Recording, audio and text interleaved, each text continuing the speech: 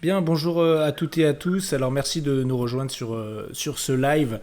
Donc on a intitulé de manière un peu interpellée le badaud qui a déjà été interpellé ces derniers jours sur le sujet, mais l'apologie de l'état de droit contre l'apologie du terrorisme. Bon, vous vous doutez bien qu'il ne s'agit pas exactement de ça, mais au moins je pense que tout le monde a compris qu'on allait discuter ce soir de la proposition de loi que j'ai déposée avec le groupe parlementaire de la France Insoumise pour abroger le délit d'apologie du terrorisme dans le code pénal. C'est l'intitulé complet puisque c'est précisément de ça dont il s'agit, de cette modification qui a été opérée en 2014 avec le gouvernement de l'époque, sous François Hollande, avec Bernard Cazeneuve, dans un moment où il y avait une augmentation des tensions internationales, et notamment avec Daesh, et donc des possibilités d'attaque, très clairement. Et il y en a eu d'ailleurs, enfin, de toute façon maintenant, vu d'aujourd'hui on le sait, il y en a eu. Mais donc du coup, une ambiance qui visait à étendre le filet sécuritaire dans la lutte contre le terrorisme. Et donc ils ont mis en œuvre toutes les idées qu'ils pensaient bonnes sur le moment, sans pour autant analyser en amont l'impact que ça pouvait avoir et même la pertinence des mesures en question. Et d'ailleurs, même a posteriori, aujourd'hui, il n'y a toujours pas d'étude qui est faite sur la pertinence d'avoir mis ce délit dans le code pénal, puisque avant il était réservé à la loi de 1881, dite loi de la presse, donc ce qu'on appelle des délits de presse, en tout cas des délits de paroles qui sont portées publiquement ou d'écrits qui sont portés publiquement. Et tant que c'était dans cette loi de 80, il y avait finalement assez peu d'affaires portées devant les tribunaux, assez peu de condamnations à la matière, et c'était peut-être bien ça d'ailleurs le sujet, l'objet de mettre ça dans le code pénal. Donc on reviendra ce soir effectivement sur aussi ces régimes juridiques qui sont différents, parce que alors, par abus de langage, on dit la loi de 80, mettre plutôt dans la loi de 80 que dans le code pénal. Alors, la loi de 80, elle est dans le code pénal, c'est vrai, mais elle a des spécificités qui lui sont propres, des moyens d'enquête spécifiques, des moyens de poursuite spécifiques. Bon, donc c'est de ça dont on va parler, parce que cette loi de 81, elle fait la balance entre les délits qu'elle a créés et qui sont réprimés, mais aussi la liberté d'expression qui est consacrée évidemment dans notre bloc de constitutionnalité, la Déclaration des droits de l'homme et des citoyens, et en tout cas dans toutes les démocraties modernes à travers le monde, la liberté d'expression est quand même le corollaire de la démocratie, et même sans doute de l'état de droit. C'est pour ça aussi qu'il sera question ce soir d'état de droit. Évidemment, ce direct, ce live, ce Twitch, pour expliquer un peu le cheminement de cette réflexion autour de cette proposition de loi, il n'a pas été savamment prévu, étudié longtemps à l'avance avec un plan com robuste. C'est pas du tout de ça dont il s'agit, puisque moi cette semaine normalement j'avais prévu de faire autre chose, c'est-à-dire de parler essentiellement de l'abrogation de la réforme de la retraite à 64 ans, dont je suis par ailleurs le rapporteur, et je vais siéger jeudi dans l'hémicycle au nom de mon groupe de 9h à probablement minuit, puisqu'on nous annonce de l'obstruction. Donc je m'attendais à avoir une semaine médiatique où on m'invite sur les plateaux télé pour parler abrogation de la retraite à 64 ans. Bon, j'avais eu très peu de sollicitations presse, même après mercredi dernier, le vote dans la commission, qui est le premier vote de l'Assemblée nationale d'abrogation de la retraite à 64 ans. Et par contre, tout le monde a très vite retrouvé mon numéro quand il s'est agi de relayer une polémique lancée par l'extrême droite. C'est ça qui va être intéressant ce soir, c'est que le fond est très intéressant de la proposition de loi, on va en discuter, mais aussi la forme, la manière dont cette polémique se crée, les réactions publiques sur cette séquence qui sont complètement disproportionnées, démago au possible et caricatural. Je suis pas sûr que ça serve la cause d'ailleurs, et donc c'est de ça dont on va discuter ensemble. Donc je suis content d'avoir avec nous ce soir, dans le désordre, Albert Lévy, qui est donc tout en haut à droite pour vous sur l'écran, et qui est ancien magistrat, Albert, et tu as même été il faut le dire, ancien avocat aussi, mais tu étais aussi au parquet, ce qui est une caractéristique assez intéressante, puisque le parquet est l'autorité de poursuite dans notre pays, qui décide d'ouvrir les enquêtes ou de ne pas les ouvrir, ou de les classer d'ailleurs. Ça va être une parole qui va être extrêmement importante pour le débat de ce soir. Yann Biziou, vous êtes maître de conférence en droit privé et en sciences criminelles. J'ai vu d'ailleurs sur le débat qui a enflammé les réseaux sociaux que vous étiez assez vite prononcé sur le cas d'espèce de cette proposition de loi et je vous en remercie et vous nous expliquerez pourquoi, vous, de votre point de vue, alors que c'est pas a priori votre premier champ d'investigation, puisque c'est pas dans ce cadre-là où on a eu à échanger d'ailleurs, c'était pas sur le terrorisme, mais c'est quand même intéressant d'avoir votre approche de maître de conférence. Vanessa Condaccioni, alors nous on s'est vu quand même à de nombreuses reprises ces dernières années, notamment pour parler de terrorisme, et je me souviens de nos premières rencontres dès 2017 sur les prorogations de l'état d'urgence. Alors c'était l'état d'urgence tout court, hein, pas l'état d'urgence sanitaire. Je le dis parce qu'on finit par oublier qu'il y en a eu des précédents. Et puis la transcription dans le droit commun des mesures de l'état d'urgence dans la loi appelée SILT, Sécurité intérieure et lutte contre le terrorisme. Et vous avez du coup beaucoup travaillé en tant que professeur en sciences politiques sur la justice d'exception, mais aussi la société de vigilance sur l'autosurveillance, sur les violences policières. Bon, bref, je ne fais pas tous les sujets sur lesquels vous avez travaillé parce que sinon ça nous prendrait beaucoup trop de temps. Mais en tout cas, vous êtes très productive là-dessus et votre parole sera, je pense, bienvenue. Et d'ailleurs, vous avez même fait quelques réactions presse ces derniers jours du fait de la polémique. J'ai pu voir des citations de votre part dans des articles. Bon, et donc ça, c'est aussi important.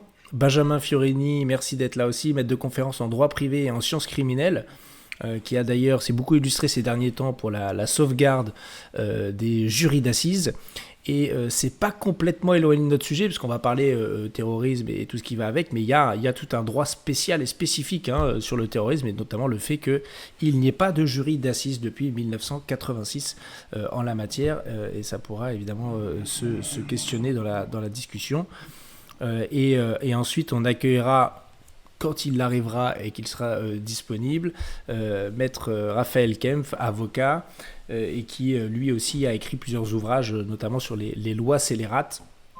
Et je pense qu'on est vraiment dans le sujet en la circonstance. En tout cas, merci à tous les quatre, tous les cinq avec Raphaël quand il sera là, d'avoir accepté de discuter ensemble là-dessus. Je finis ma petite introduction en disant qu'effectivement, il n'y avait pas de plan de communication pour annoncer cette proposition de loi qu'on a déposée, enfin moi formellement avec le groupe, je crois qu'on a fait ça il y a environ 3 semaines à l'Assemblée nationale. Donc la procédure, c'est on dépose le texte sur le bureau de l'Assemblée nationale, il y a une commission qui examine la recevabilité, notamment si c'est une proposition de loi qui coûte de l'argent, on vérifie s'il y a bien un gage budgétaire, notamment le fameux gage sur le tabac, de tout le monde finit par être coutumier en suivant les discussions parlementaires. Et puis une fois qu'elles sont déclarées recevables, ils les publient par paquet le même jour, à la même heure. Et là, la dernière vague, c'était le 19 novembre. Donc ce 19 novembre. Et donc là, c'est le top départ. À partir du 19 novembre, on a le magazine Frontières, magazine d'extrême droite qui s'affiche en tant que tel, et qui a maintenant ses chroniqueurs sur CNews, et donc par la voix d'un de ses chroniqueurs sur CNews, dès le lendemain, fait un sujet en disant « Ah, regardez, il y a Hugo Bernalicis et la France Insoumise qui proposent d'abroger le délit d'apologie du terrorisme ».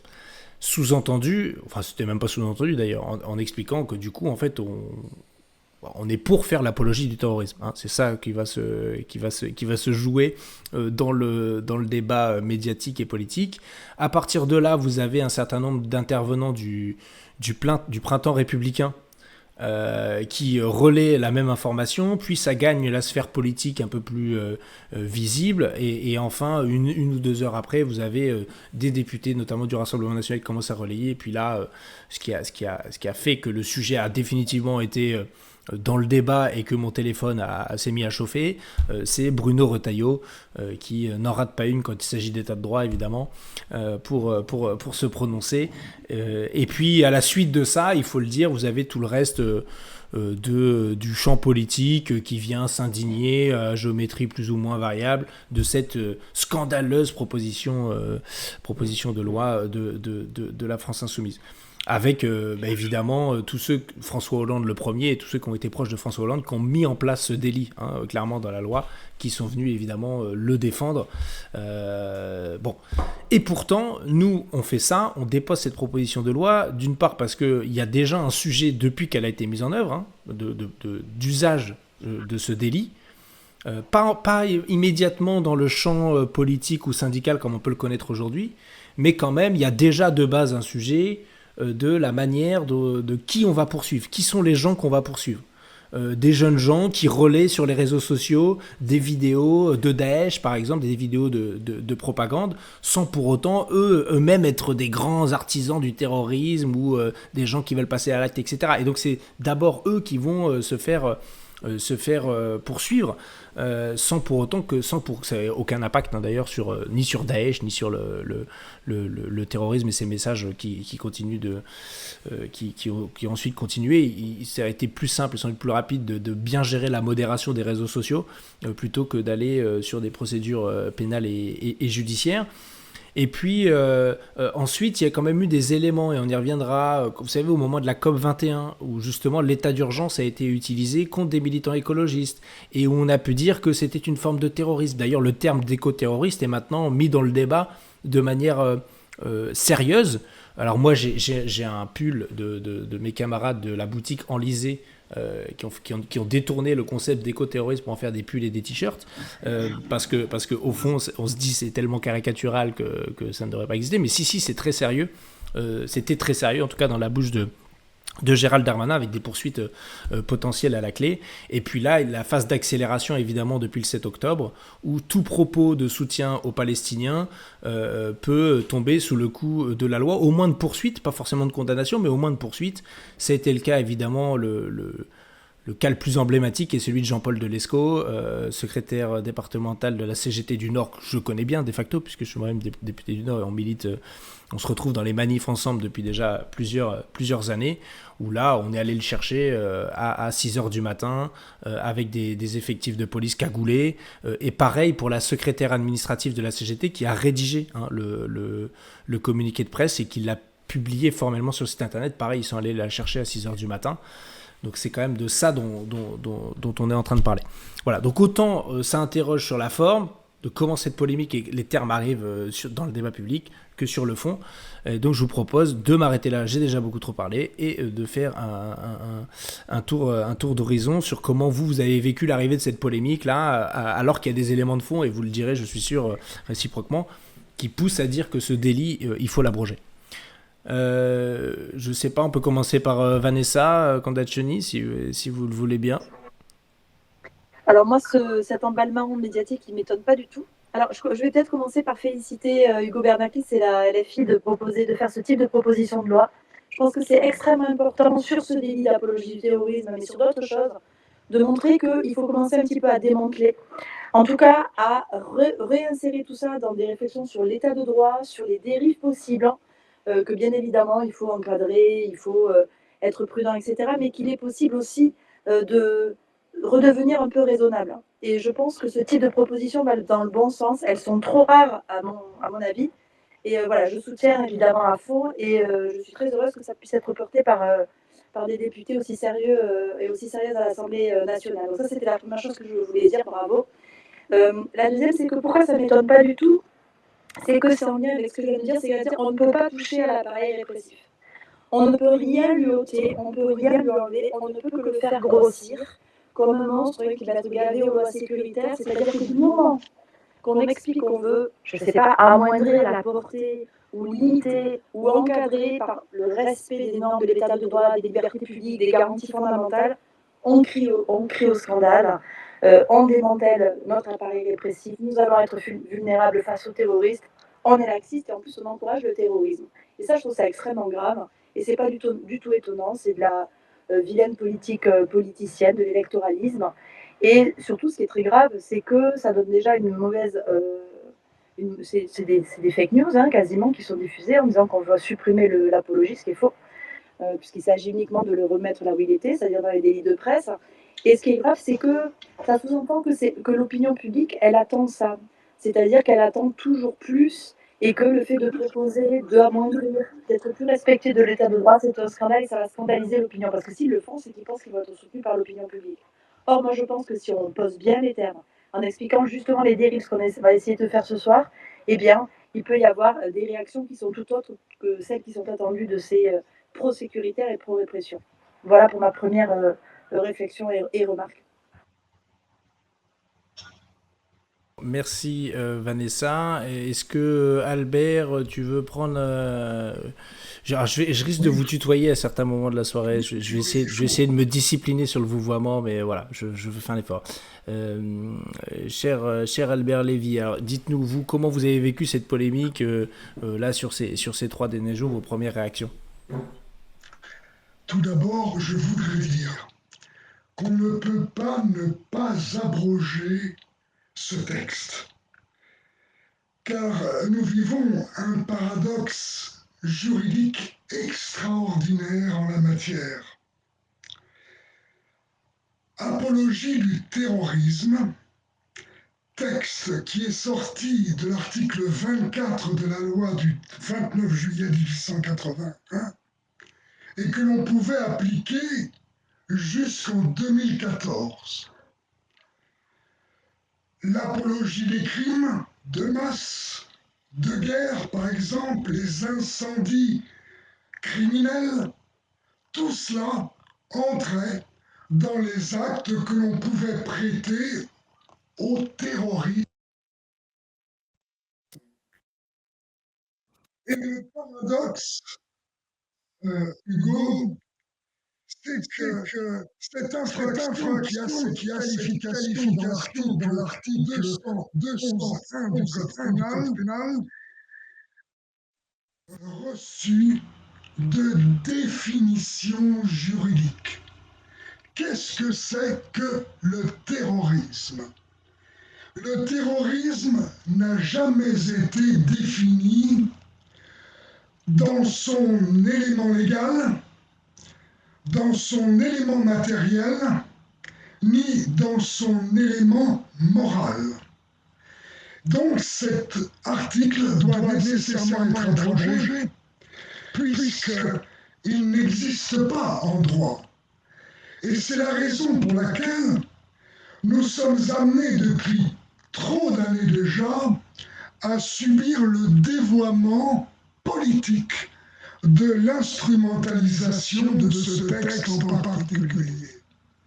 Où on voit par exemple, il y a peu, l'interpellation de Rima Hassan, l'interpellation de ce syndiqué, le syndicaliste, l'interpellation, la convocation de Mathieu Panou, alors que manifestement, ce sont des dévoiements, des instrumentalisations d'une... On n'entend pas. On n'entend pas. Si on peut un peu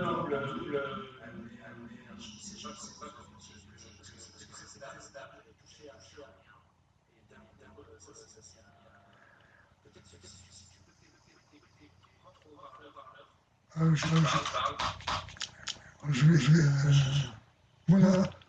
Tu m'entends? J'ai coupé le haut-parleur. C'est bon?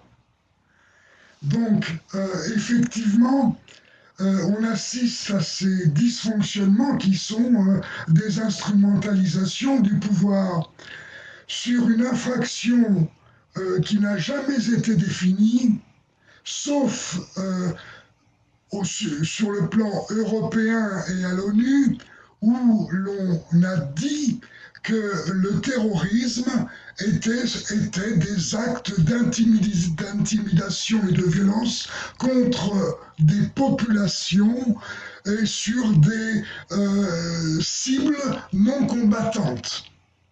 C'est la seule définition que nous ayons en droit européen et la définition qui a été donnée par l'ONU.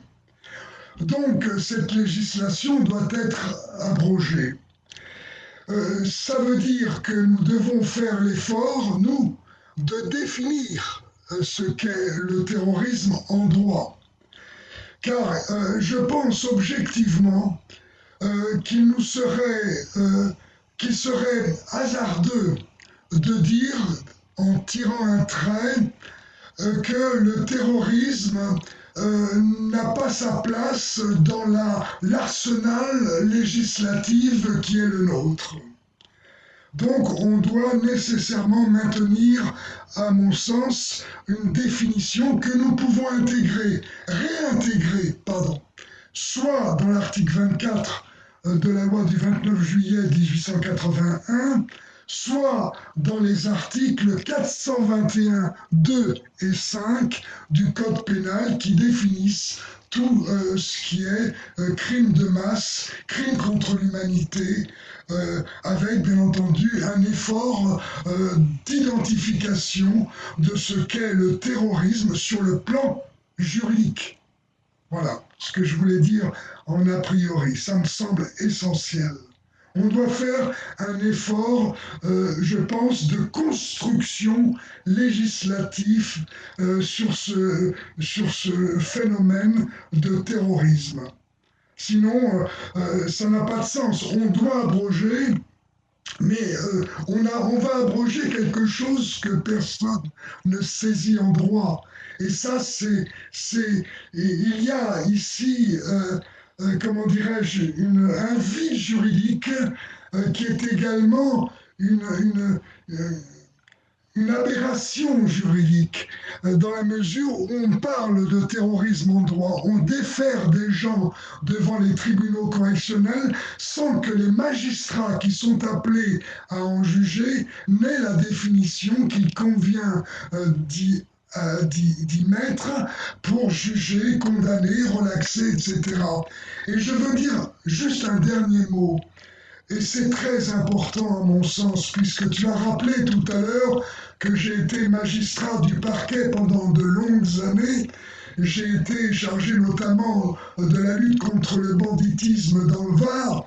Et le problème qui se pose, c'est que cette instrumentalisation dont Vanessa parlait tout à l'heure et moi-même maintenant, elle va jusqu'au bout de la sphère politique en pénétrant dans la sphère judiciaire, puisque le statut du parquet, qui est un statut d'assujettissement, qui est aux ordres du pouvoir en place, se laisse instrumentalisé, et il est dans l'acceptation de cette instrumentalisation qui fait qu'on va ouvrir des enquêtes contre un syndicaliste, contre un professeur qui a tenté d'avoir un discours pédagogique dans une classe et qui s'est fait interpeller sur le plan disciplinaire et même, je pense, sur le plan judiciaire.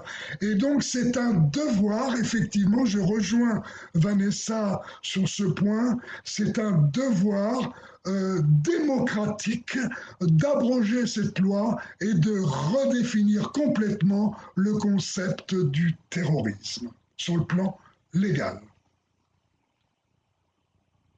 Bien, merci Albert. Bon, alors pour ceux qui nous écoutent, j'ai trouvé le petit bouton qui permet de mieux corriger le petit écho, en plus de l'action d'Albert qui était parfaite de baisser les haut-parleurs pour que ça évite de faire le Larsen.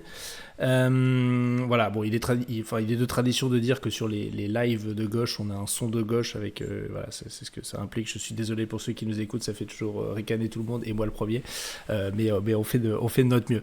Merci en tout cas Albert pour ton témoignage. On va y revenir parce que cette question de définition du terrorisme, c'est là où il y a aussi un sujet, d'où le fait parce que là on a abrogé le délit, mais on a été taiseux dans le dispositif, dans comment on a rédigé la proposition de loi sur la loi de 80. Est-ce qu'on revient à l'état antérieur exactement au mot près, est-ce qu'on modifie, est-ce qu'on laisse la loi de 80 sans l'alinéa qui concerne le terrorisme, parce que finalement tous les crimes et les délits terroristes sont d'abord et avant tout des crimes et des délits de droit commun, Et donc, en faire l'apologie ou en faire appeler à en commettre d'autres, c'est déjà couvert par la loi dans une certaine mesure. Bon, voilà, c'est tous ces questionnements-là qu'on va pouvoir aussi creuser ensemble. Je vous laisse la parole, Yann Biziou, pour que vous puissiez nous dire, vous aussi, comment vous avez vécu cette polémique et puis vos premiers avis. Bonsoir. Un peu en huron, parce que comme vous le dites, ma spécialité, c'est pas ça, c'est les stupes. Mais en fait, c'est le même process, c'est ce que vous expliquez, c'est-à-dire on remet jamais en cause. Enfin, on dit toujours que la France ne sait pas évaluer ses lois, et là, je trouve que c'est une illustration caricaturale. On a une loi que tout le monde critique. On a un texte que tout le monde critique. Alors, bon, pour préparer cette émission, moi, je me suis replongé dans la littérature depuis 1893. Je peux vous citer, depuis 1893, les critiques adressées à la loi, exactement les mêmes.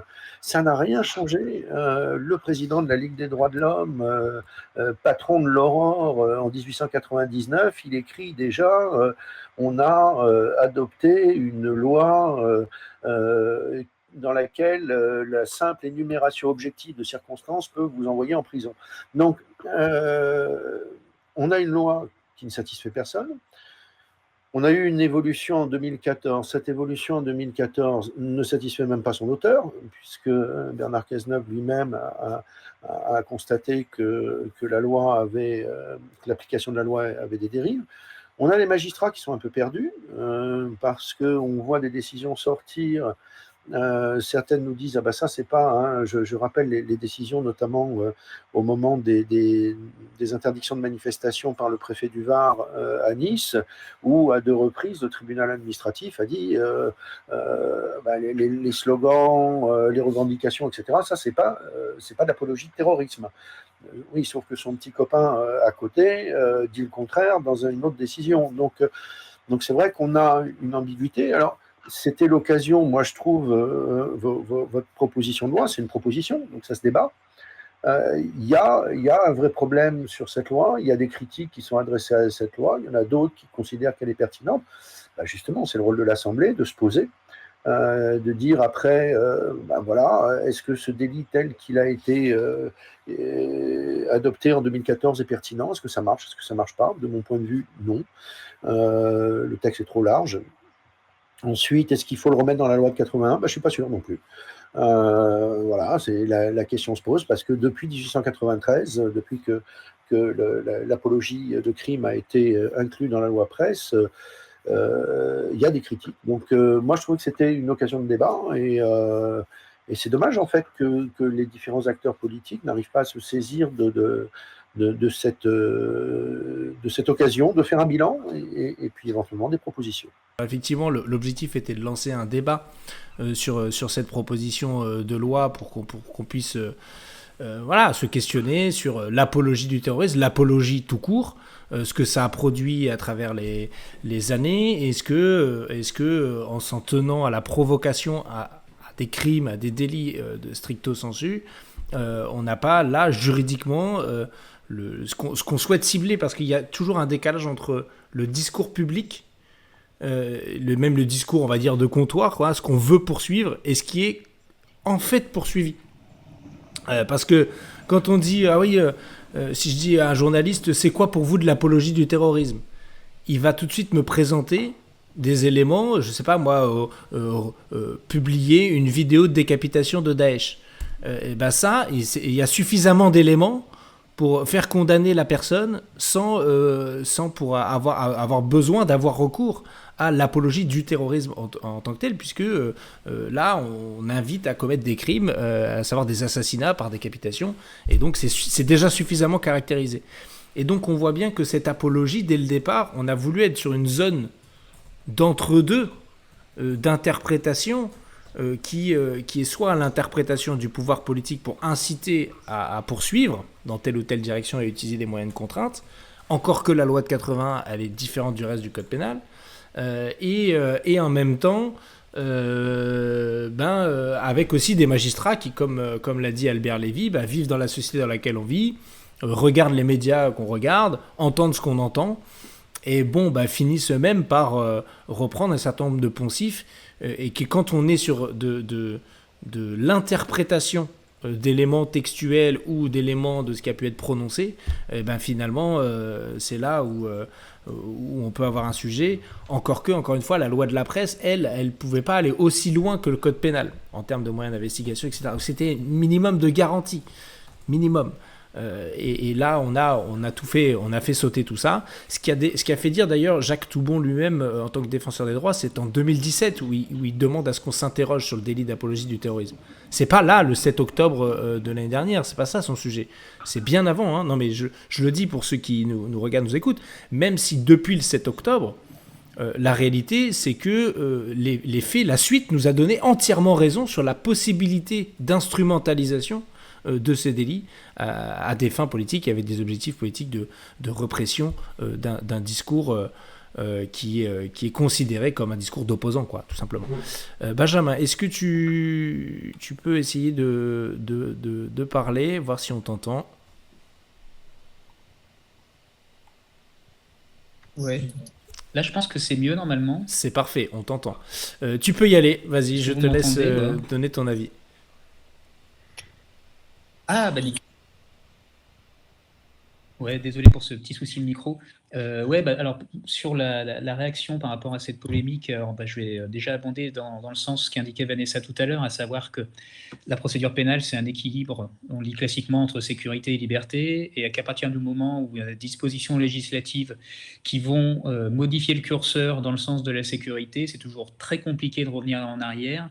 Et à partir du moment où il y a une proposition qui intervient pour justement revenir dans le sens d'un respect accru des libertés individuelles, on a toujours toute une série de personnes qui vont s'exprimer, au premier rang desquelles Bruno Retailleau, qui effectivement n'a pas beaucoup de leçons à donner en la matière, parce qu'on rappellera, comme tu l'as un peu fait tout à l'heure, qu'il a pu dire assez récemment que on sait que l'état de droit, c'est quand même un des éléments qui nous prémunit contre le fascisme. On va quand même estimer que cette proposition-là de Bruno Retailleau ne le met pas en situation de donner des leçons de dignité. On sait également, j'ai vu ça en tout cas sur Twitter, qu'il avait saisi la procureure de Paris de faits d'apologie de crime contre une députée LFI, Sarah Messmer, de mémoire, étant précisé que l'infraction d'apologie de crime n'existe pas. Donc, en plus de ne pas avoir à donner de leçons en matière de dignité, je pense qu'il n'a pas beaucoup de leçons à donner en matière juridique. Ceci étant précisé, donc pas beaucoup de surprises par rapport à la réaction qui a été générée par cette proposition, pas non plus beaucoup de surprises sur la manière dont elle a été évoquée sur le plan médiatique, parce que comme on l'a dit tout à l'heure, en fait, on assiste à des débats médiatiques qui en fait ne sont dirigés, sont discutés par des personnes qui manifestement n'ont pas lu cette proposition de loi et se contentent de reprendre les éléments de langage qui initialement étaient ceux de l'extrême droite, ont été repris par Bruno Retailleau. Et ça, c'est une forme d'élitement du débat public qui est véritablement abominable. Si on vient un peu plus sur le fond, oui, je pense effectivement que cette proposition de loi, elle est tout à fait salutaire pour déjà plein de raisons qui ont été évoquées. Alors, moi, je les diviserai en deux points. Le premier point, si je raisonne en tant que juriste, c'est qu'il y a un principe qui est sacro-saint en droit, qui est le principe de l'égalité. Le principe de l'égalité, il veut que les délits ou les crimes soient définis de manière suffisamment précise pour qu'il n'y ait pas justement un usage abusif de ces qualifications pénales par les juges. Or, comme le soulignait notamment Albert tout à l'heure, c'est vrai que le délit d'apologie du terrorisme est très mal défini. En fait, il est défini de manière tautologique. Qu'est-ce que c'est l'apologie du terrorisme? C'est le fait de tenir des propos publics qui font l'apologie du terrorisme. Bon, on n'est pas beaucoup plus avancé quand on lit la définition, ce qui veut dire que la définition, au bout du compte, ce sont les juges qui les donnent, et ce sont aussi les juges qui vont déterminer si les lieu à des dérives. Tu mentionnais tout à l'heure Jean-Paul Delescaux.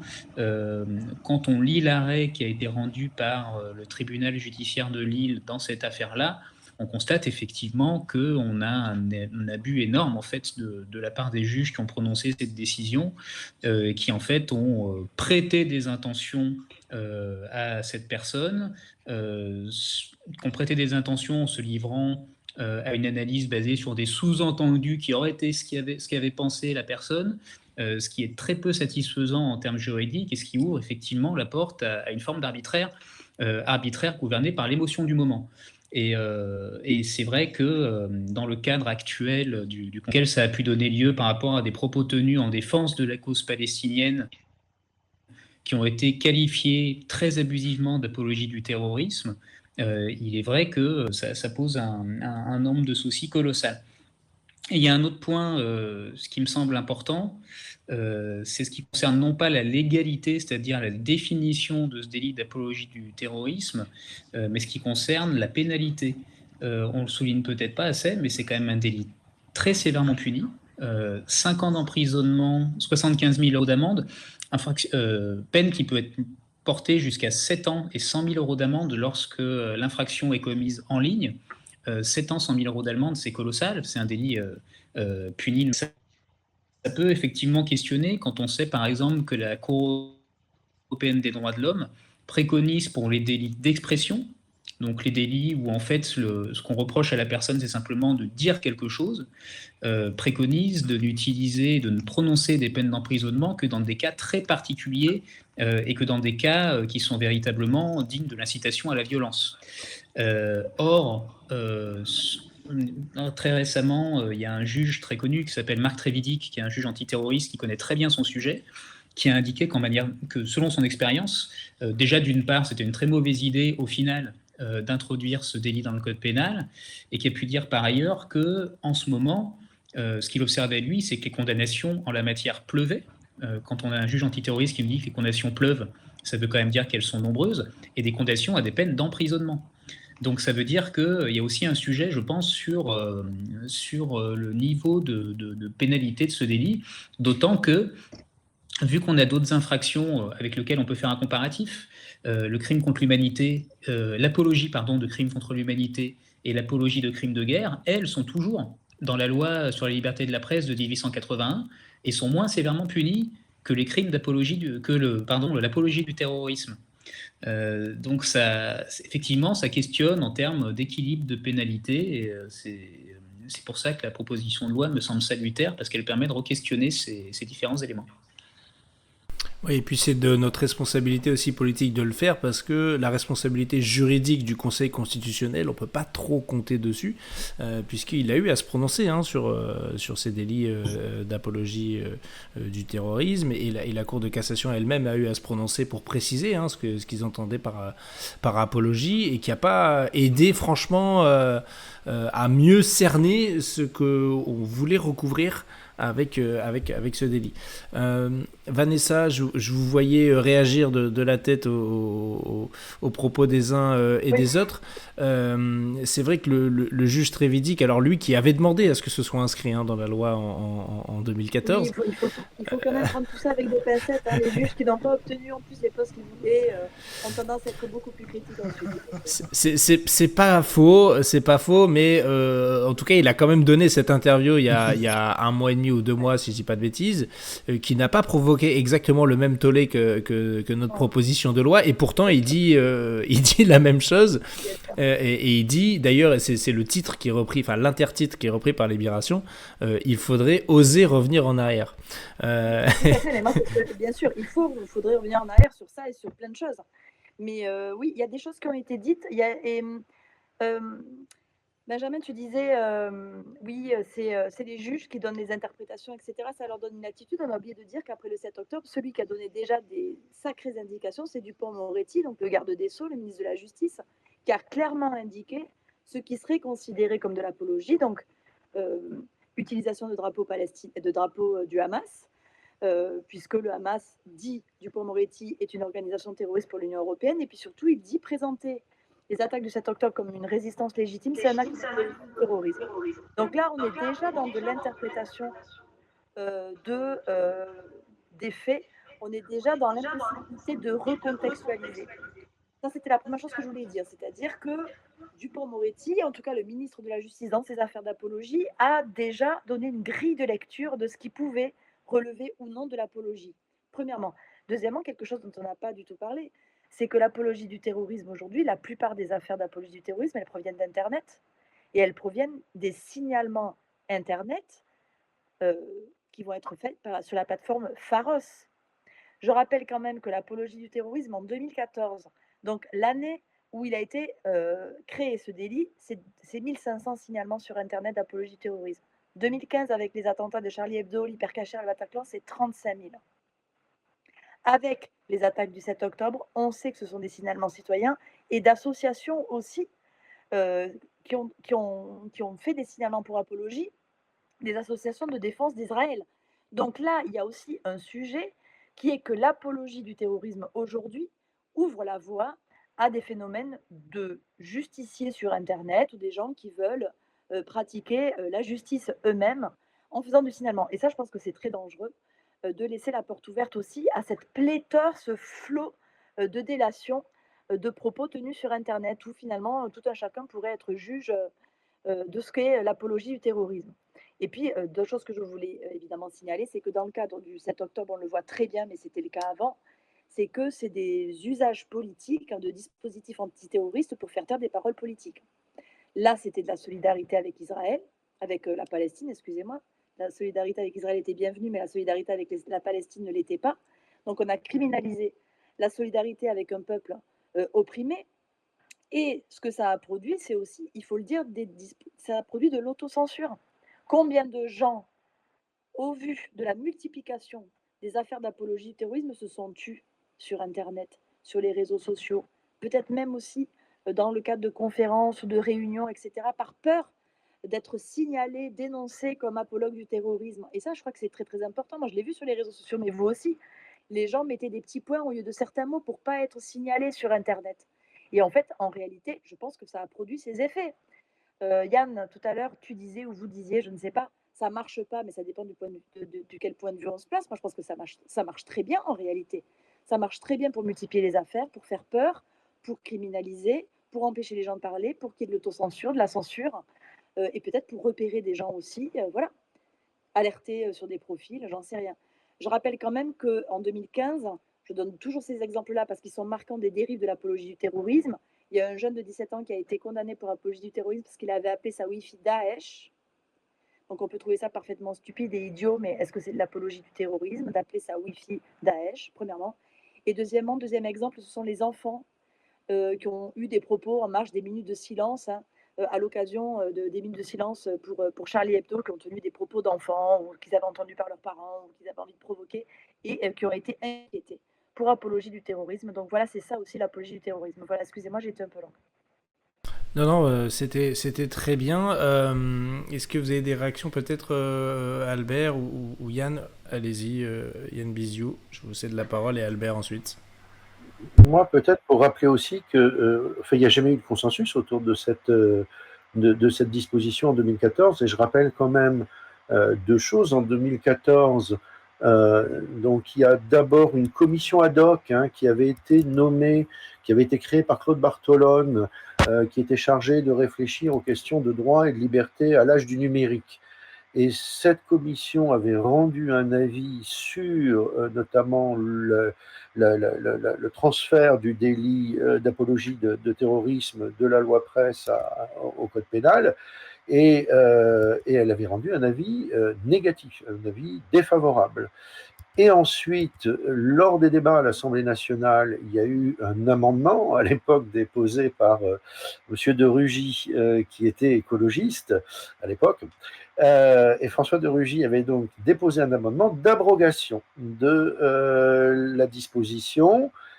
Et bon, les députés n'étaient pas nombreux, on sait ce que c'est en séance, mais il faut savoir quand même que donc cet amendement ont voté pour les écolos qui étaient là, et curieusement, deux députés sur 4 ou sur 5, deux députés de l'UMP, Laure de la Raudière et Lionel Tardy, donc étaient contre l'idée en fait de transférer cette infraction dans le code pénal, et un autre député très célèbre, Marc Le Fur, qui je pense est toujours dans l'hémicycle, si je ne m'abuse, s'était abstenu. Comme quoi même à l'UMP, on avait des hésitations et des doutes, et les seuls à avoir voté de façon unanime, c'était le PS et le PC. Voilà. Donc, depuis l'origine, hein, la loi, même en 2014, tout le monde n'était pas convaincu, quoi. Voilà. Je pense qu'on pourrait peut-être habilement ressortir cet amendement de Monsieur de Rugy de l'époque pour le remettre en circulation. Je sais que mes équipes sont avec moi et ont noté. Ça sert à ça aussi les débats. Il y a eu scrutin public. Il y a eu scrutin public et c'est parfait. On va pouvoir remettre. Mais c'est ça qu'on voit peut-être, Albert, cet effet cliqué en permanence. C'est-à-dire que une fois qu'on fait même un truc qu'on trouvait pas terrible au moment où vous devez le faire, mais qu'on l'a fait quand même, et que derrière il y a une pression médiatique, une ambiance, on revient plus en arrière même si c'était mauvais. Et c'est pas la seule matière dans laquelle on fait ça. Enfin, c'est pas le seul domaine. En matière pénale, on le fait très souvent, mais c'est pas le seul domaine pénal dans lequel on fonctionne de la sorte.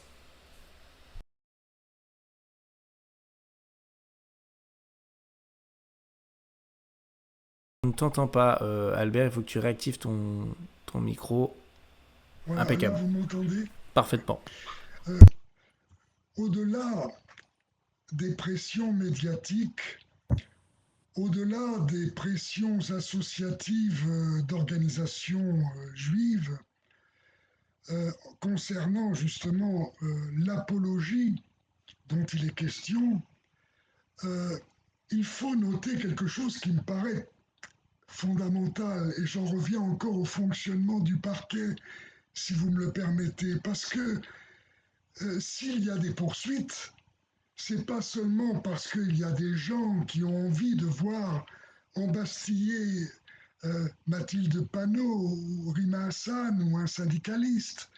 C'est que vous avez des parquets qui n'agissent pas sur le fondement de la légalité des poursuites, alors qu'on sait que le fondement de la légalité des poursuites est inscrit dans la Constitution italienne, alors que nous avons affaire à un pays gouverné par l'extrême droite. Et il n'est pas question, il n'est pas pensable en Italie qu'un parquet se laisse dicter une poursuite. Or, en France, la poursuite est dictée par ce qu'on appelle le principe de l'opportunité des poursuites. Ça veut dire que pas un seul procureur en France, et en particulier à Paris, où il y a une formation spécialisée, pas un seul procureur n'engagera des poursuites contre tel député, je pense à quelqu'un, mais vous devez savoir à qui je pense, qui vient dire que les Palestiniens doivent être supprimés, doivent être effacés, doivent être tués, doivent être nettoyés. Pas un seul procureur n'engagera des poursuites contre cette personne, compte tenu du fait que les parquets aujourd'hui agissent sur le fondement de l'opportunité, non pas dictée par lui-même, mais dictée par le garde des Sceaux, et j'irai même plus loin. Garde des Sceaux, collaborateur zélé du ministère de l'Intérieur. Voilà. Et c'est dans ces conditions que l'on voit poindre des procédures qui impriment un recul historique de notre état de droit. Donc il faut modifier tout cela. Et tant qu'on n'aura pas modifié cela, Hugo, on ne pourra pas parler d'une indépendance. On en a tellement discuté ensemble, Hugo. On ne pourra pas parler d'une justice attentive à l'intérêt commun, en considération des droits de chaque justiciable, quel qu'il soit, avec un accès égal pour tous à la justice. C'est ce dont nous sommes en train de discuter aujourd'hui. Donc il faut modifier tout ça. Et tant qu'on n'aura pas modifié ce statut d'assujettissement du parquet vis-à-vis du pouvoir exécutif, on pourra faire toutes les réformes que l'on veut sur le plan de recouvrer l'état de droit qui est en train de s'évaporer depuis 2017. Eh bien, il ne se passera pas. Pourquoi ? il ne se passera rien. Pourquoi? Parce que la justice est un pilier essentiel d'une démocratie qui se veut moderne.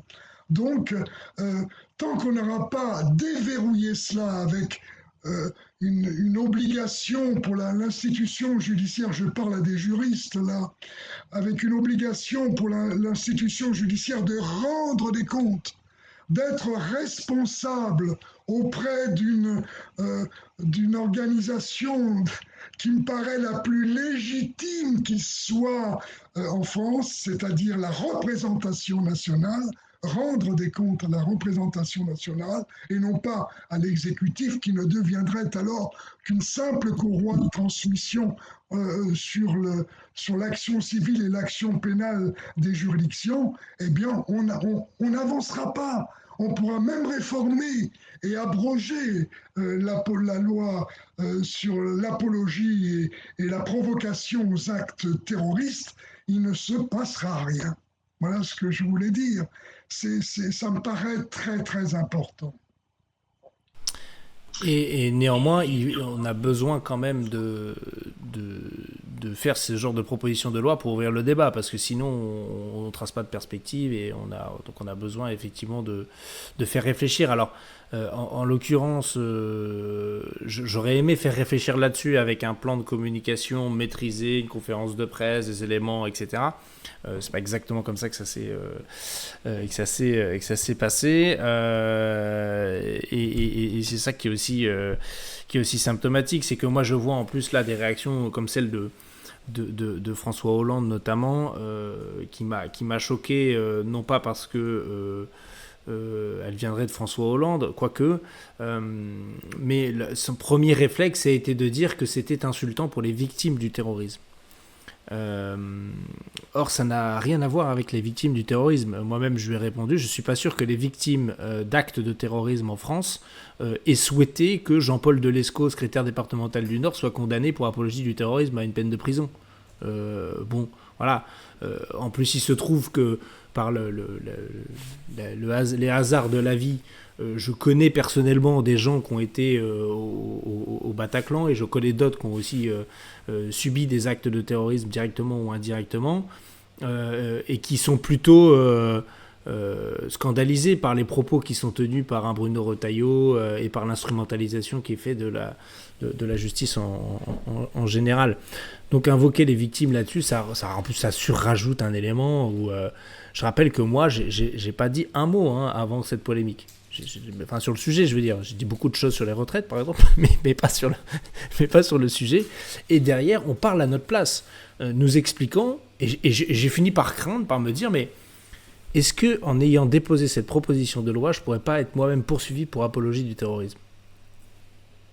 La question se pose, puisque ils pourront pas le faire là, parce que ça paraît tellement grossier, quoique, vu que l'apologie du terrorisme, c'est le fait d'euphémiser le terrorisme en tant que tel, ou en tout cas de ne pas le condamner fermement, ou je sais pas comment on pourrait dire ça. Ceux qui portent le délit, enfin qui le défendent, le diraient mieux que moi. Mais en tout cas, Jean-Paul Delescaux, il n'a pas dit il faut vive le Hamas, tirer des roquettes sur Israël. Vous avez raison les gars. C'est pas ça qu'il a dit, quoi. Il a juste dit que la séquence du 7 octobre avait été notamment aussi provoquée par Israël et sa politique coloniale depuis des années. Bon. Et ça, c'est de l'apologie du terrorisme. C'est de ça dont on est en train de parler.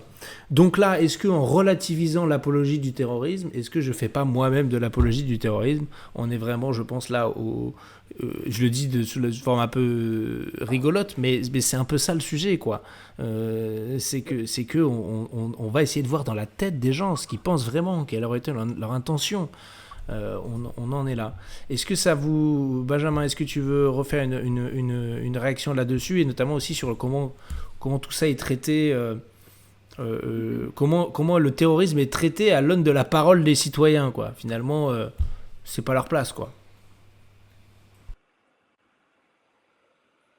Je crois d'ailleurs que Benjamin a un petit décalage entre le moment où je parle et le moment où il m'entend. Là encore, on va reprendre ce qu'il y a dit.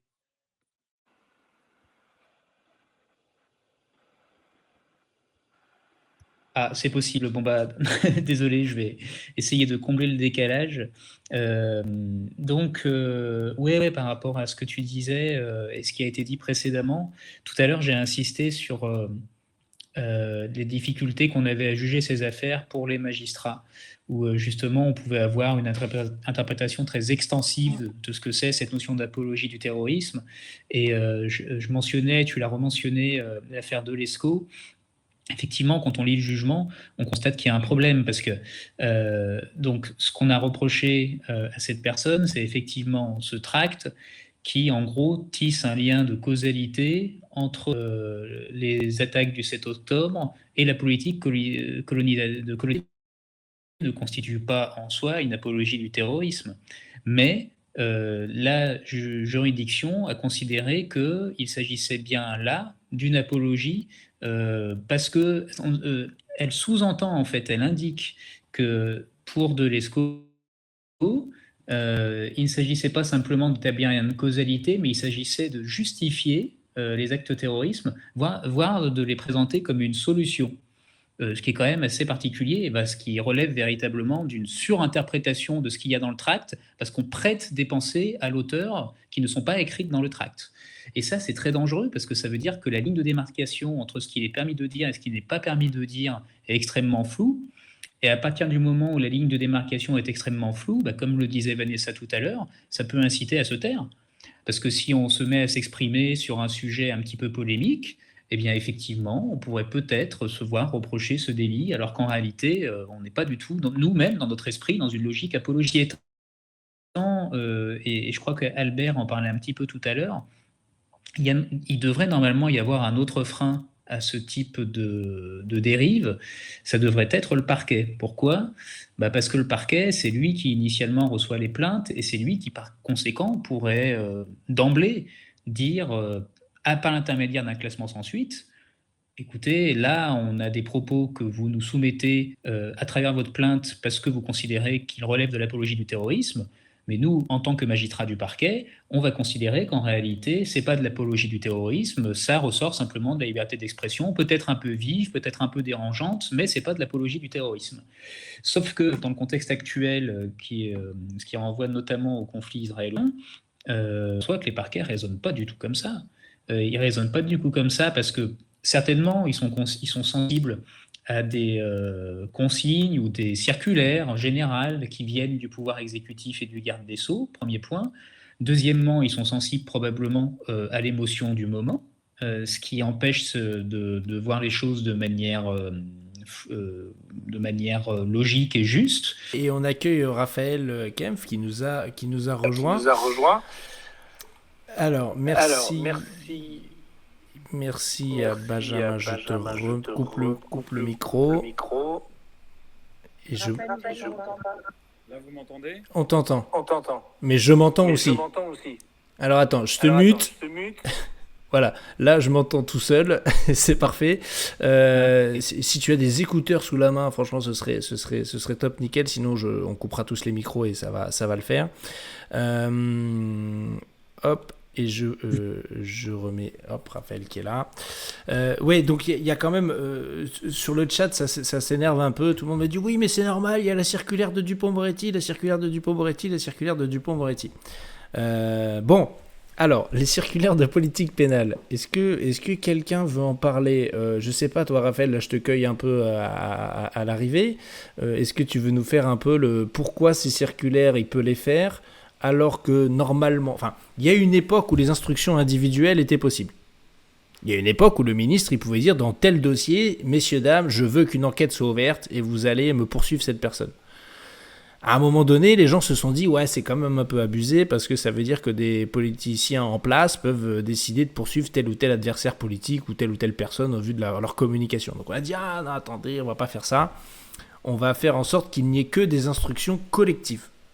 C'est-à-dire des objectifs à poursuivre, les fameuses circulaires de politique pénale.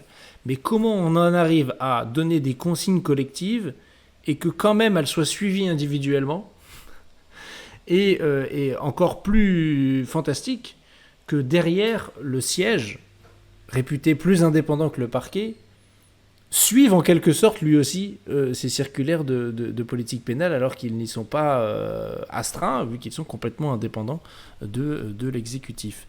Voilà Raphaël, et tu as 2 heures devant toi évidemment pour faire l'explication. Je te démute le micro et je te laisse prendre la parole. On t'écoute. Bonsoir tout le monde. Merci Hugo pour l'invitation. Alors, moi, j'ai pas accès au chat, donc je vois pas ce que disent tout le monde, mais les circulaires de politique pénale, en fait, c'est des instructions qui sont données par le garde des Sceaux au procureur de la République et aux procureurs généraux dans toute la France, dans tous les tribunaux de France, pour dire je pense qu'il y a telle question qui est importante et qu'il faudrait traiter et que telle personne doit faire l'objet de poursuites selon telle modalité, comme par exemple la comparution immédiate, et avec des demandes de sanctions qui soient sévères. Donc en gros, que le garde des Sceaux, membre du gouvernement, fasse un choix de politique pénale, à titre personnel, moi je ne trouve pas ça choquant. Je comprends qu'on puisse décider d'une politique gouvernementale et, à titre d'exemple, d'une certaine manière, l'usage de cannabis pourrait être dépénalisé du jour au lendemain sans aucune loi si le garde des Sceaux décidait d'envoyer une circulaire de politique pénale à tous les parquets de France en leur disant en ce qui concerne les usages, voire la détention de cannabis, je ne veux aucune poursuite. Donc c'est un exemple de ce qu'on peut faire avec la politique pénale. Et inversement, enfin je dis inversement, ce cas n'a jamais existé, hein. mais on a vu des exemples qui vont dans l'autre sens, notamment au moment des Gilets jaunes, avec, qu'on connaît bien, une circulaire de Nicole Belloubet qui demandait de faire usage de la comparution immédiate juste après les manifs de Gilets jaunes contre les manifestants, etc., pour qu'ils soient jugés rapidement, parce qu'on sait que la comparution immédiate, c'est une procédure de jugement rapide, juste après la garde à vue, où les droits de la défense sont malmenés, on ne peut pas effectivement se défendre dans de bonnes conditions. Et surtout, la loi prévoit qu'en comparution immédiate, il est plus facile de partir en prison, même pour des courtes peines. Donc on voit l'enjeu qu'il y a pour un garde des Sceaux à demander que certaines procédures, certaines infractions pénales fassent l'objet de procédures en comparution immédiate. Donc ensuite, par rapport au... non, parce que tu demandais aussi, excuse-moi, les juges du siège. Alors, les juges du siège, eux, ils sont indépendants, ils ne suivent pas, etc. Donc, je suis d'accord avec ça, évidemment. Les circulaires de politique pénale ne sont pas adressés aux juges du siège, uniquement, enfin, juste pour information aux juges du siège, mais sont adressés uniquement au procureur de la République. Mais ensuite, les juges du siège, d'une certaine manière, ils doivent suivre. Enfin, ils suivent. Pourquoi ? Parce que si le procureur décide de faire 20 dossiers de comparution immédiate dans la journée, ben les juges du siège, derrière, il faut qu'ils traitent ces dossiers. Ils ont l'obligation légale d'accueillir le flux de dossiers. Alors après, ils peuvent les reporter, ils peuvent faire des renvois, etc. Mais ils sont saisis par le parquet et ils doivent les traiter quand ils sont saisis en comparution immédiate. Ensuite, un exemple un peu choquant de situation où les juges du siège ont été mis à contribution dans une espèce de mélange des genres avec le gouvernement. C'était encore une fois pendant la crise des Gilets jaunes où Nicole Belloubet a annoncé elle-même avoir demandé et avoir obtenu que soit ouvert une chambre de comparution immédiate supplémentaire à Paris. Parce qu'à Paris, il y a 2 chambres de comparution immédiate et si on a une 3e, ça permet de juger plus de dossiers, donc de punir plus de monde. Donc voilà, ça c'est un exemple. Maintenant, pour revenir, parce que le sujet du jour, j'ai cru comprendre que c'était l'apologie du terrorisme et ta proposition de loi, Hugo. Donc, je vous informe que là, j'ai écrit hier soir une tribune avec mon confrère et ami Romain Ruiz qui devrait paraître demain dans Libération, où on dit tout le mal, je rigole, où on dit ce qu'on pense du délit d'abrogation du terrorisme, voilà, avec un petit passage historique et Attends, politique. t'as fait un lapsus. Alors, je m'entends en double. Ouais, t'as coupé le micro. Parfait. T'as fait un lapsus révélateur. T'avais dit le délit d'abrogation de l'apologie du terrorisme. C'est... Effectivement, Hugo, on va te renvoyer en comparution immédiate pour être jugé du délit d'abrogation. Sinon, il est 22h, etc. Bref, pour être plus sérieux, pour ceux et celles qui nous écoutent, un exemple récent d'utilisation donc du délit d'apologie du terrorisme, c'était en janvier 2015, mais peut-être que vous en avez déjà parlé ce soir, je ne sais pas. Un petit peu, ok.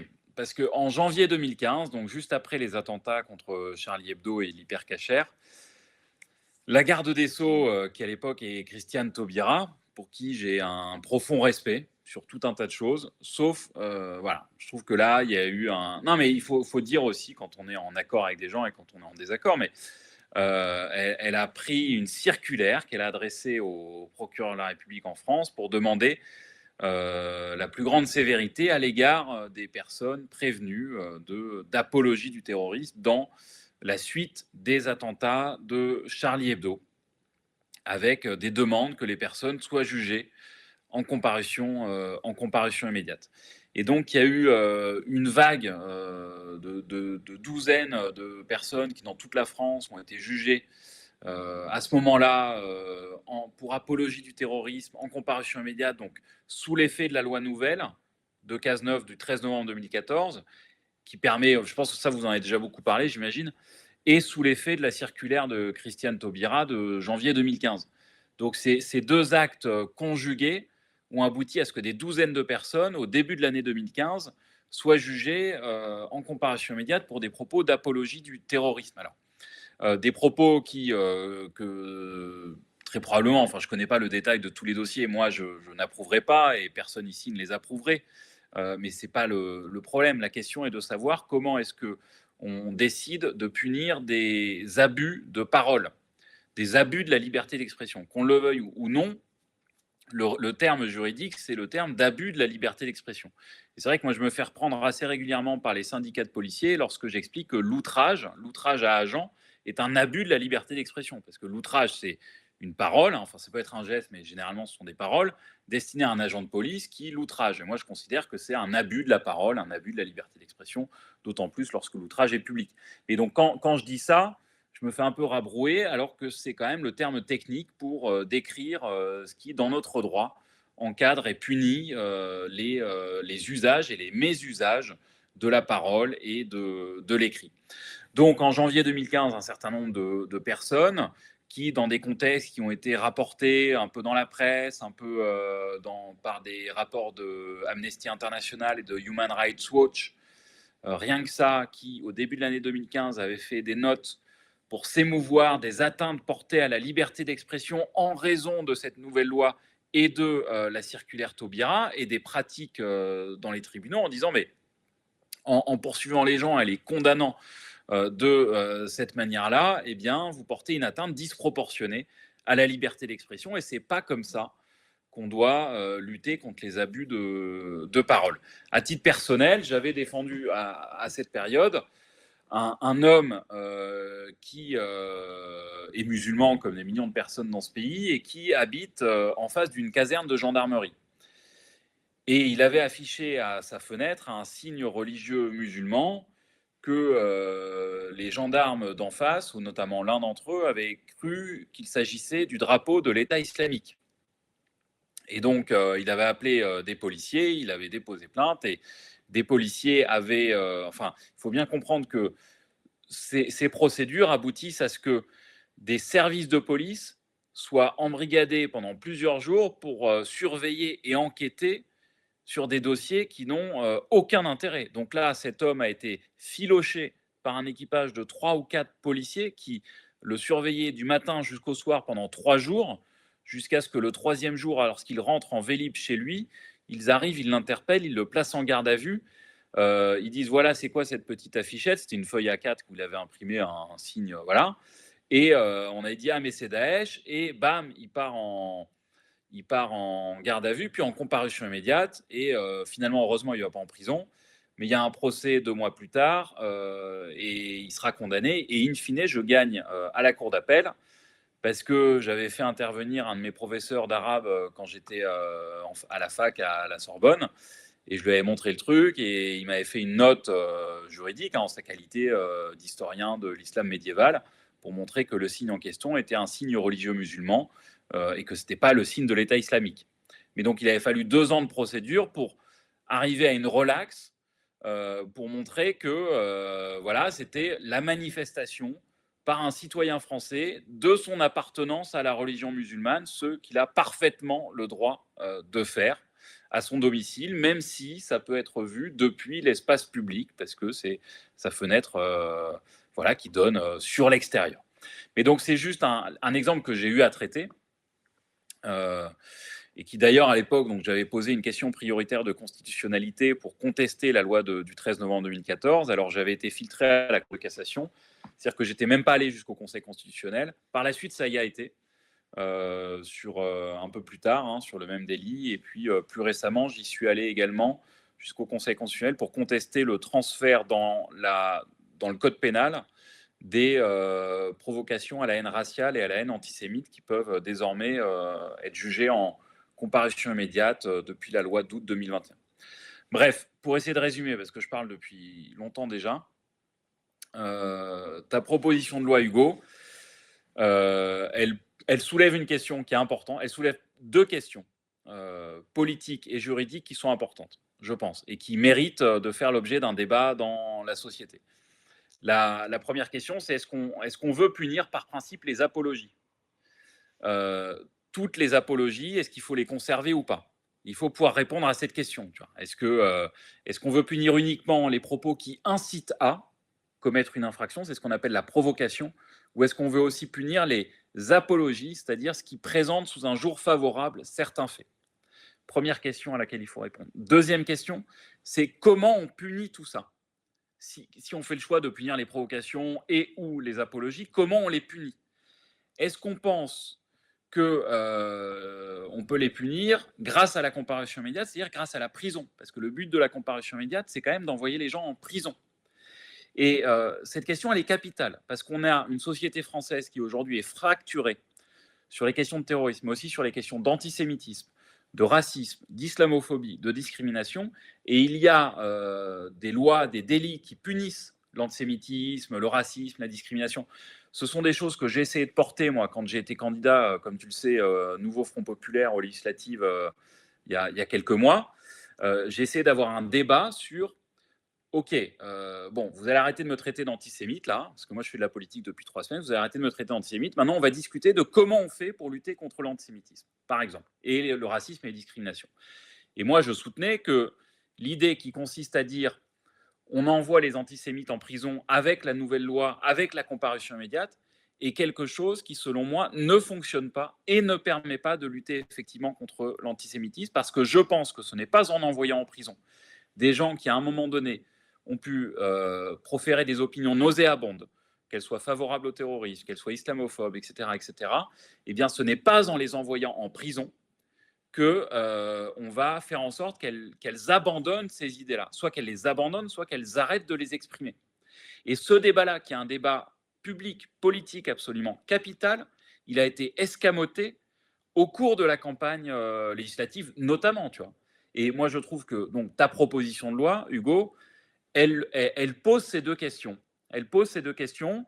Ensuite, on peut en discuter. Voilà, moi, j'ai un point de vue, peu importe, mais je pense que cette proposition de loi mériterait que dans l'espace public, on discute très concrètement de est-ce qu'on lutte contre les propos favorables au terrorisme en envoyant les gens en prison. Voilà.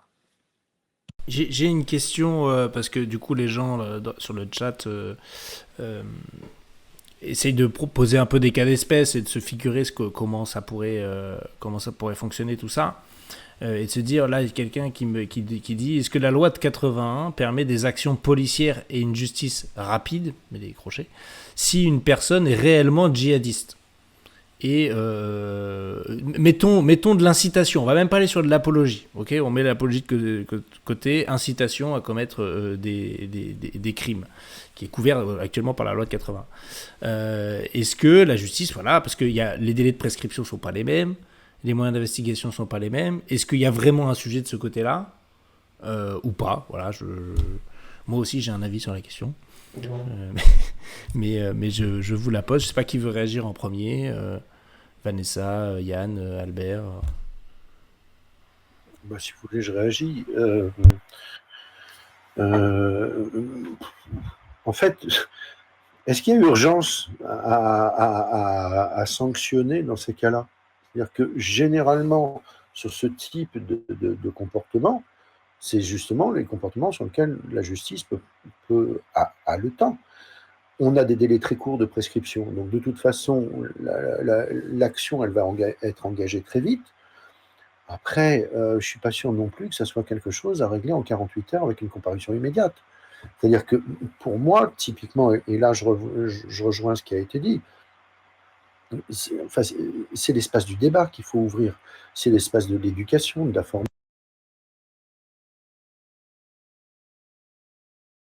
Le son s'est coupé, moi je vous entends plus. Pardon. Il est revenu. Excusez-moi. Je dis, si c'est faire de la comparution immédiate avec de l'abattage et 30 personnes en 40 minutes, avec l'un qui se lève, application de la loi, l'autre qui se lève, indulgence, on n'aura aucun effet pédagogique sur le prévenu. Donc, je pense que ces infractions de la loi de 1881, si on veut les poursuivre rapidement, on peut. Et je pense aussi qu'elles n'ont pas à être poursuivies dans l'urgence. C'est-à-dire qu'il faut laisser le temps de la procédure, il faut laisser le temps du débat, parce que c'est aussi le temps de la pédagogie. Voilà. Est-ce que dans les cas les plus évidents, là, parce que la question se pose évidemment, quelqu'un qui met n'importe quoi, y compris qui a de l'audience sur Twitter, enfin sur X par exemple, qui met un message... Voilà, est-ce que quelle différence on fait entre la modération privée du réseau social, la modération qu'on aimerait dans une justice en disant c'est pas l'opérateur qui doit censurer de lui-même tous les messages, ça pose d'autres problématiques évidemment de liberté d'expression et de droit. Et en même temps, si 4 mois plus tard on se rend compte, je donne un exemple bidon, mais si 4 mois plus tard on se rend compte que ce message c'était vraiment de l'incitation à la haine, est-ce que c'est pas l'avoir laissé 4 mois de trop? Je me fais l'avocat cette fois-ci de la partie adverse. Ça, c'est pas la loi de 1881. Ça, c'est les dispositions, c'est éventuellement les nouvelles dispositions qui ont été prises au niveau européen sur l'encadrement des discours et des propos sur Internet. Donc, on a des outils pour ça. Enfin, c'est pas, pour moi, c'est pas du tout le même sujet. Il y a un sujet qui est la question de l'incrimination, de l'apologie de quelque chose, et en particulier de l'apologie du terrorisme. Ça, c'est une chose. Ensuite, les comportements en eux-mêmes, qu'on les qualifie comme tels, ou qu'on les qualifie autrement, parce que ce qu'on a rappelé tout à l'heure, c'est qu'il y a d'autres qualifications possibles. On a les moyens de poursuivre sans avoir recours à l'apologie du terrorisme. Qui, elle, en effet, est très floue, et on ne l'a pas dit jusqu'à présent, je me permets de l'évoquer, qui a été encore étendue par la jurisprudence avec la notion de recel d'apologie de terrorisme, quand même.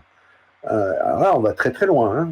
Donc la personne avait conservé sur son ordinateur des vidéos de propagande Daesh, je crois, un truc comme ça, qu'il n'avait pas diffusé, qu'il avait gardé sur son ordinateur, et le seul fait d'avoir gardé ces vidéos sur son ordinateur est considéré comme une infraction de recel d'apologie de terrorisme.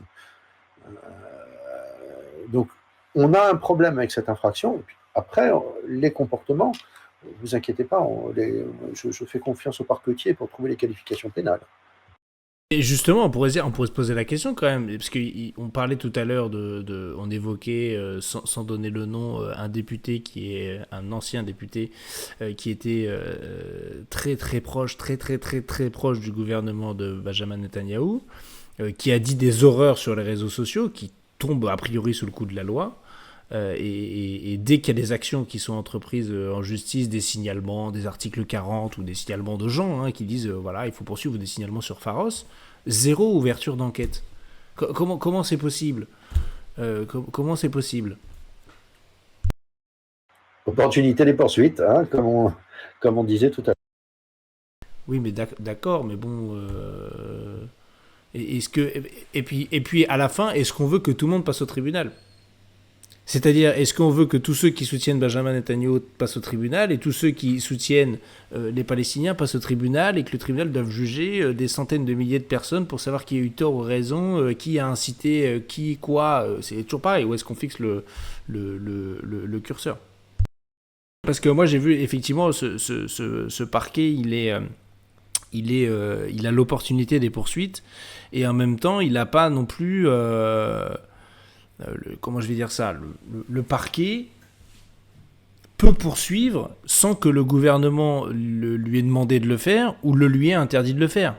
Enfin, je veux dire, dans les textes, le magistrat du parquet est censé être un peu indépendant dans l'exercice de ses fonctions. Est-ce que c'est parce que il y a sa carrière, il y a plein, enfin, je veux dire, c'est pas possible quand même d'ouvrir des enquêtes contre, allez, je vais dire le nom, contre Meir Habib, parce que ça se fait pas,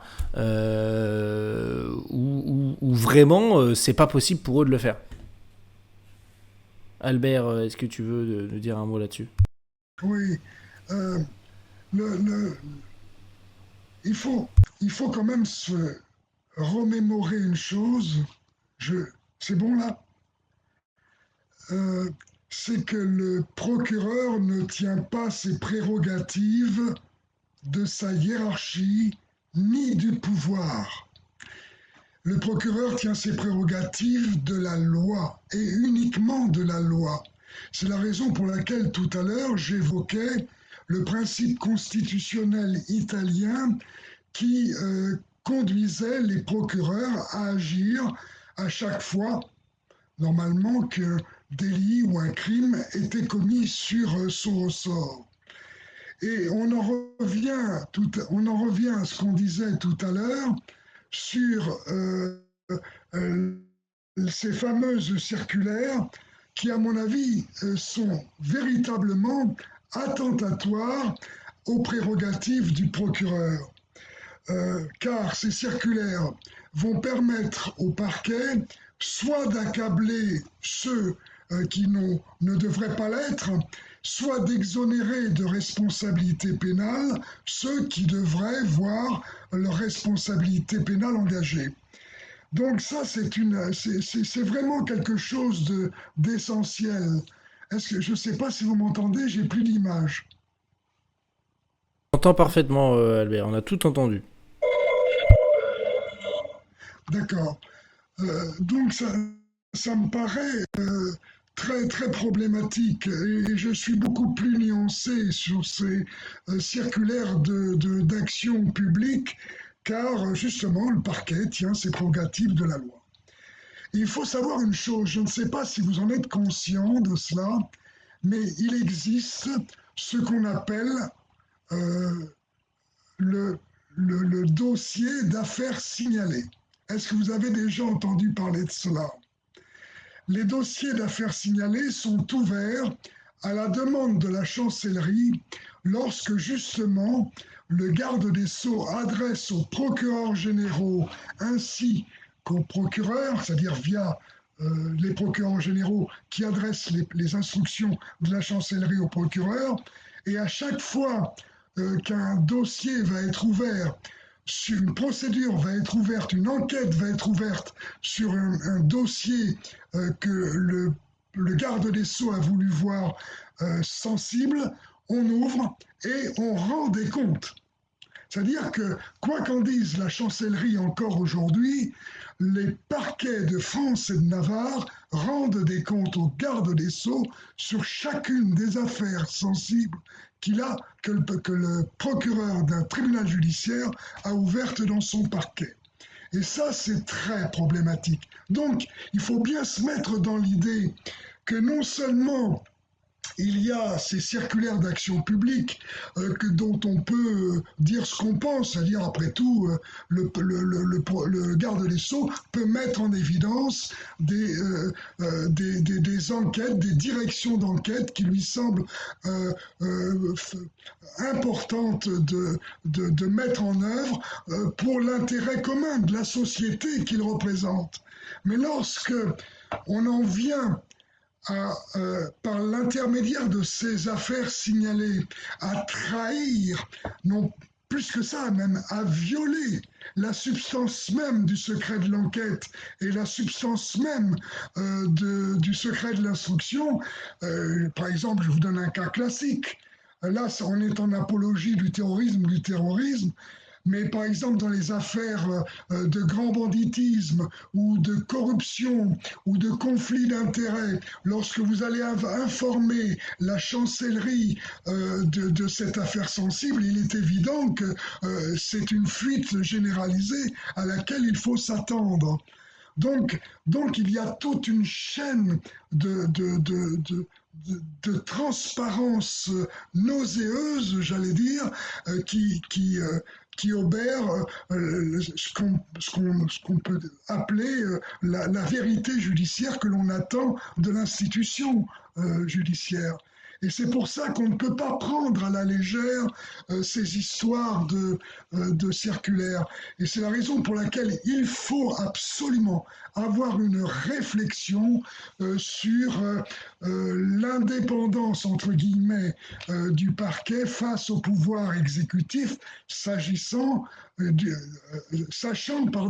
que les parquets devront rendre des comptes, on en a déjà plusieurs fois parlé, des comptes de son action publique sur les axes de l'action publique qui seraient définis, soit par le pouvoir exécutif, comme c'est le cas aujourd'hui, soit par la représentation nationale, ce qui serait éminemment sain pour la démocratie.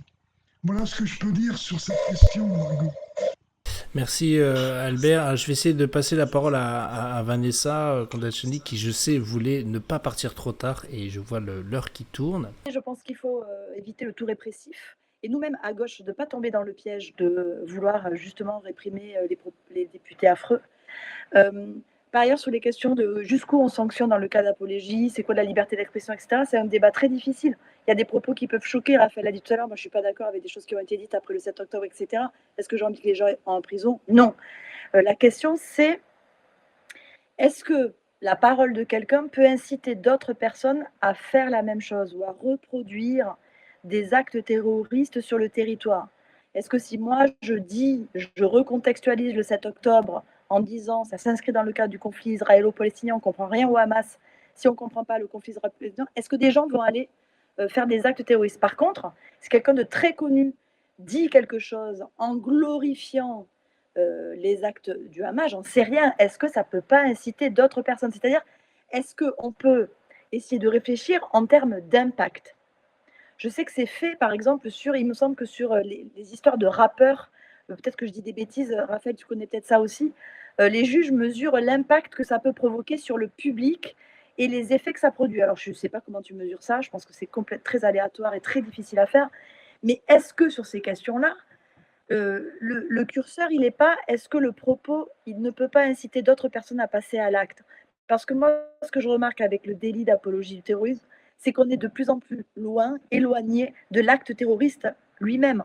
C'est-à-dire qu'on est mieux, alors que c'est considéré comme du terrorisme.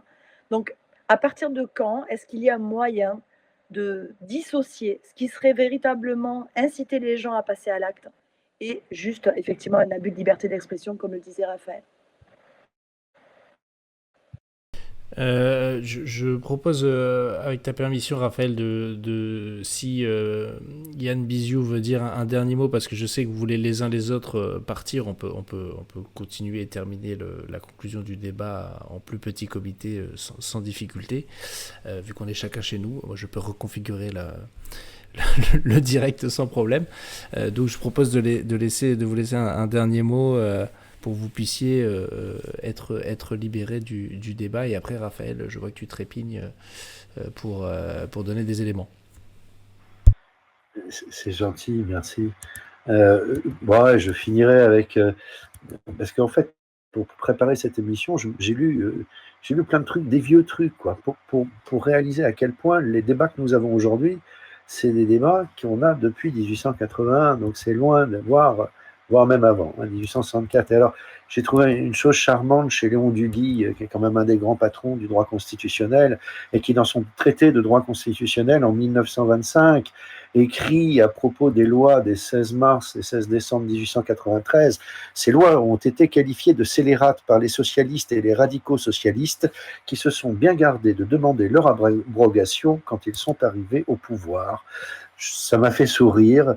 Je me suis dit qu'il y avait des échos dans le temps. Des permanences dans l'histoire. Voilà. Et je me suis dit, c'est peut-être ça.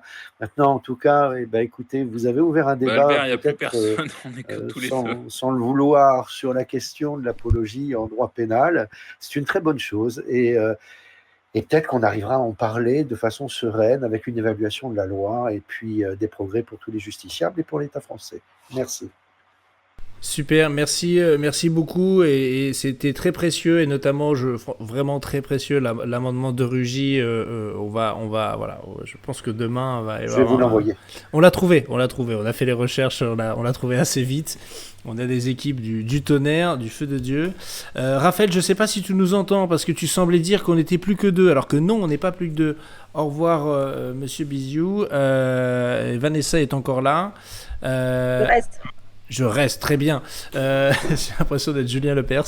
Raphaël, est-ce que tu veux du coup nous dire un mot un peu sur le curseur aujourd'hui, où il est mis quand il y a ce genre d'affaires, notamment pour des personnalités, des artistes.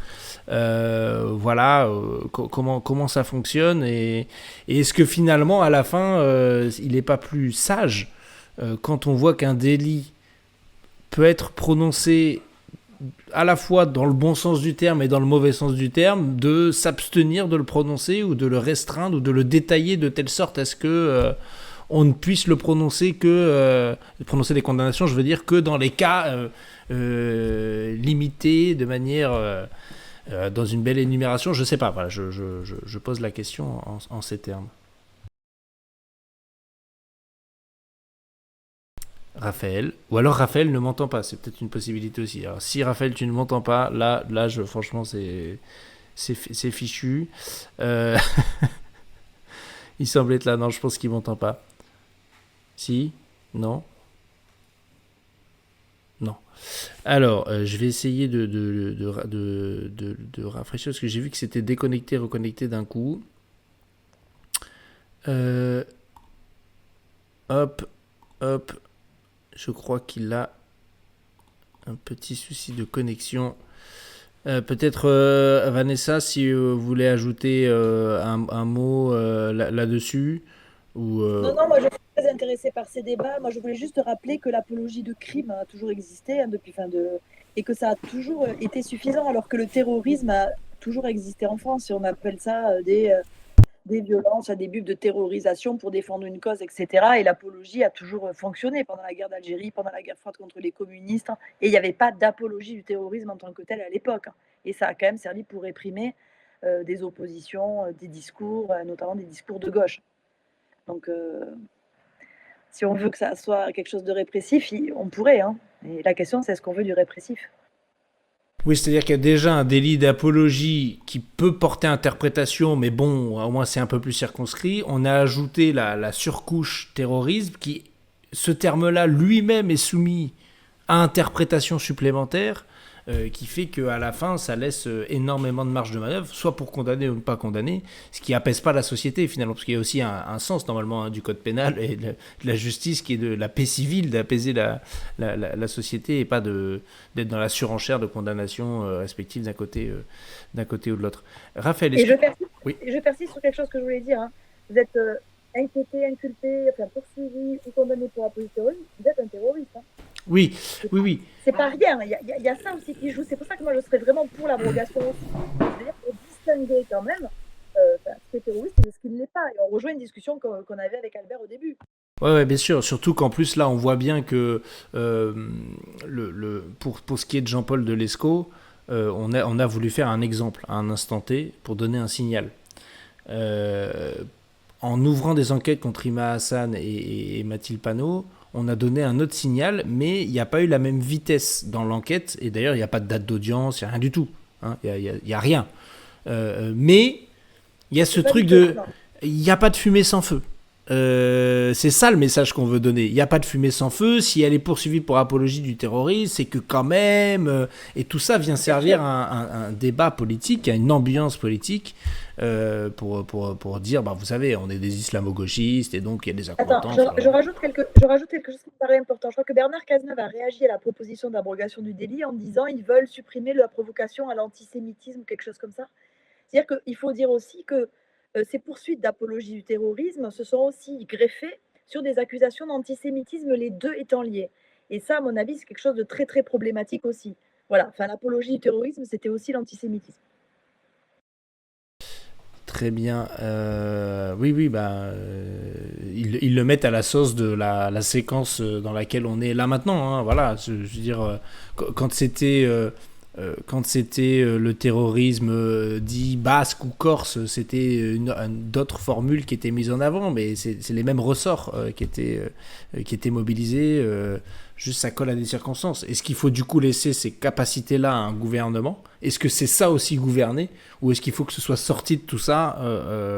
Voilà, moi je pense qu'il faut que ce soit sorti de tout ça, en tout cas des mains de l'exécutif, ça c'est sûr et certain, que ça ne puisse pas être un levier à actionner à un moment donné politique. Je dis pas que ça doit pas être un levier judiciaire de répression, mais en tout cas pas un levier politique, ça c'est évident au sens de la politique, notamment politicienne. Il y avait des questions, tu étais encore là, qui t'étaient un peu directement posées sur où est-ce qu'on fixe le curseur, notamment quand c'est des personnalités, des rappeurs qui sont mis en cause pour les propos qu'ils ont pu tenir dans leur musique, sachant que c'est encore un peu différent parce que l'artiste c'est un régime à part, même s'il n'est pas complètement extrait du reste, mais je pense que c'est un bon exemple à discuter. Et puis de savoir si à la fin, quand une incrimination permet de réprimer des choses que largement dans la société on trouve juste et importante de réprimer, mais que en même temps, le fameux en même temps macroniste, elle permet aussi d'être instrumentalisée et de permettre une forme d'arbitraire. Est-ce qu'il faut mieux définir le délit ? Est-ce que c'est un problème de définition du délit ? Parce que certains disent ça, c'est qu'il a été mal défini. Ou est-ce que c'est le délit en lui-même qui est à remettre en cause ? Oui, non. Je pense que la distinction importante, c'est celle entre l'apologie et la provocation. Alors, tu parlais des rappeurs. J'ai retrouvé cette fameuse décision de la Cour d'appel de Rouen sur le groupe de rap Sniper, qui, il y a une vingtaine d'années, avait fait un concert avec des propos, amicaux envers les forces de l'ordre. Et ils ont été relaxés. Alors, ils étaient poursuivis pas pour apologie, mais pour provocation. Provocation à la commission d'une infraction, enfin de crime contre les forces de l'ordre. Et cette notion de provocation elle est importante parce que là, on est sur la question de l'appel à la violence. Et je pense que moi, je n'ai pas de difficulté avec l'idée de punir, poursuivre et sanctionner ce qu'on appelle les provocations. Voilà. Et la jurisprudence dit clairement que les provocations, c'est à l'infraction. Même vérifier ce point-là. Après, le droit international a élaboré un protocole qu'on appelle le protocole de Rabat, qui dit dans quelles conditions on doit pouvoir ou pas punir les incitations à la haine ou les incitations à la violence.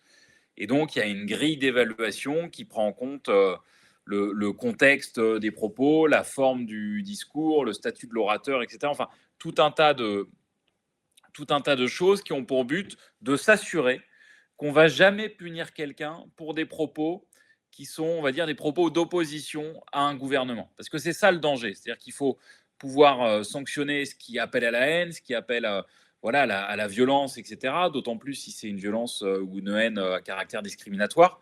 Mais en même temps, il ne faut pas non plus empêcher et punir des opposants qui auraient des propos qui seraient scandaleux. Donc, il y a des lignes directrices. Les lignes directrices, c'est la jurisprudence française, l'état d'esprit propice à l'infraction, ou le plan d'action de Rabat en droit international qui date de 2012 sur cette question. Et pour donner un peu plus d'exemples, je vais vous lire ce qu'ont écrit les juges, donc il y a presque 20 ans maintenant, sur le groupe de rap Sniper, ça vous donnera une idée. Alors je cite, attention, c'est des juges qui écrivent, hein. Albert m'en veut pas. Si la chanson intitulée La France contient à l'évidence à l'égard de la République, de ses représentants et des fonctionnaires de police des termes violents, il n'en demeure pas moins nécessaire de rappeler que le rap est un genre musical enraciné dans une culture populaire trouvant ses origines dans la misère et la souffrance, le rejet et le ressentiment, et que dans la chanson incriminée, ce genre musical, cultivant et s'appropriant l'insulte, la grossièreté et la violence, ne fut et ne reste avant tout qu'un mode d'expression utilisé par l'auteur de la chanson, etc., etc., etc. Voilà.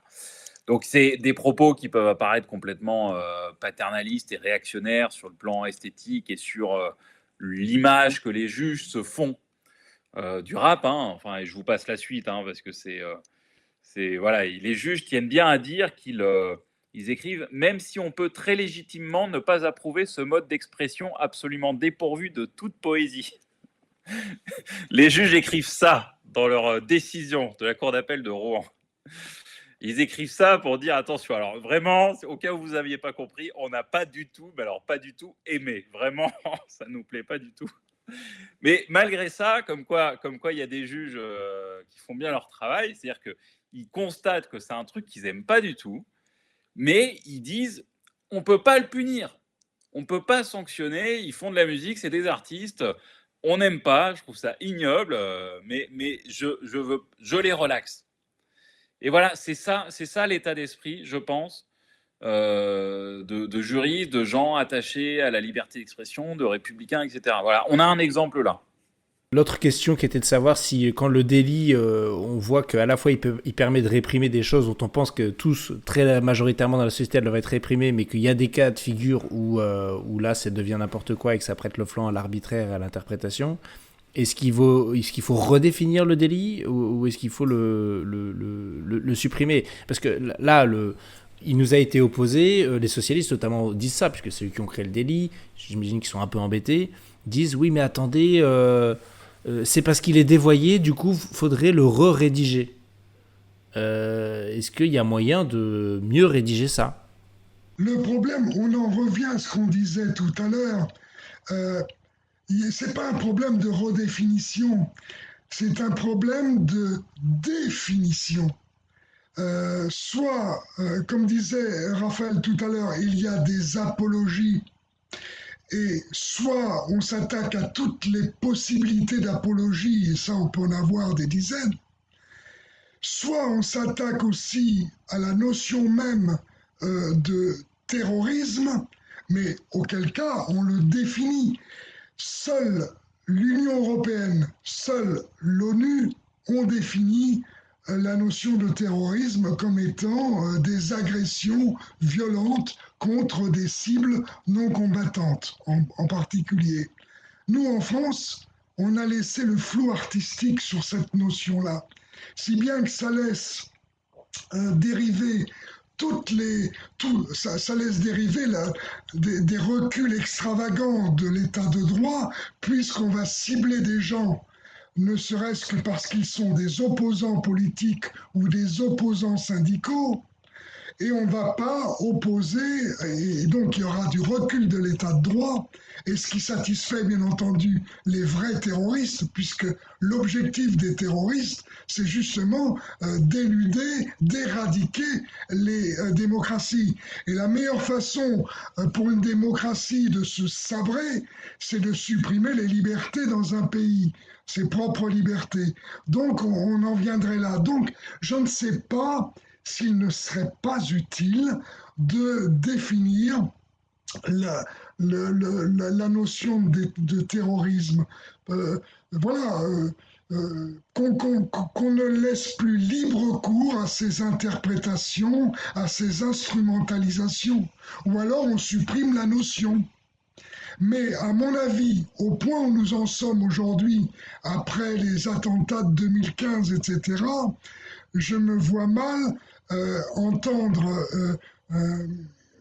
des parlementaires dit on va supprimer la notion de terrorisme et on va revenir à la définition généraliste telle que prévue par l'article 24 de la loi du 29 juillet 1881. Et puis on rentre là-dedans tous les faits criminels, délictueux, qui sont susceptibles d'accrocher le crime de masse, le crime de guerre, etc. Mais je ne suis pas persuadé qu'on puisse faire l'économie d'une définition précise du terrorisme aujourd'hui. Je ne suis pas persuadé. Ça serait vraiment, à mon sens, contre-productif. Je ne sais pas ce que vous en pensez. Peut-être est-ce le mot de la fin pour les uns et les autres. Si vous avez un dernier mot à ajouter justement en réponse à Albert, ou une précision, ou un au revoir, ou un message à passer de service comme Raphaël, ou un dossier que vous voudriez prendre, ou... voilà, n'hésitez pas. Je voudrais juste dire que tout l'antiterrorisme s'est construit sur le fait de ne pas définir le terrorisme. Donc dès 86, quand on a commencé à rentrer le terrorisme dans le code pénal, pas de définition du terrorisme pour pouvoir englober le plus grand nombre de cas, pour ne pas restreindre. Et en fait, ça a toujours été ça. L'antiterrorisme est l'héritier des crimes et des délits politiques qui n'ont eux-mêmes jamais été définis. C'était les atteintes à la sûreté de l'État, les atteintes à l'autorité de l'État, les atteintes à l'intégrité du territoire, etc. Et le terrorisme, c'est pareil, on ne le définit pas pour permettre de créer des délits de droit commun qui seraient terroristes et donc qui seraient plus graves que les autres et devant être plus lourdement sanctionnés. Et c'est pour ça qu'on ne le définit pas, pour pouvoir aussi étendre les cibles. Et je vous souhaite une bonne fin de soirée.